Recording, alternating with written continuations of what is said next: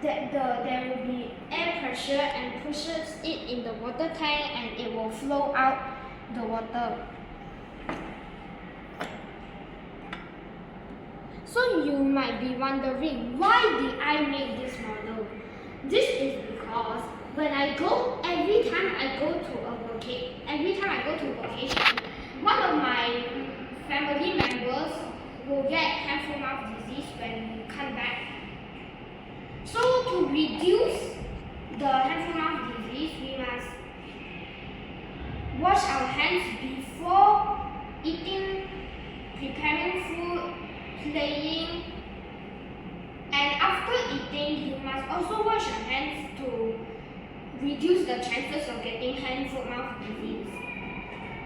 So if you got hand, foot, mouth disease, I recommend you to wear a mask and stay away from people.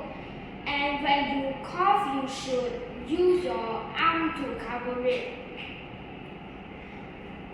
If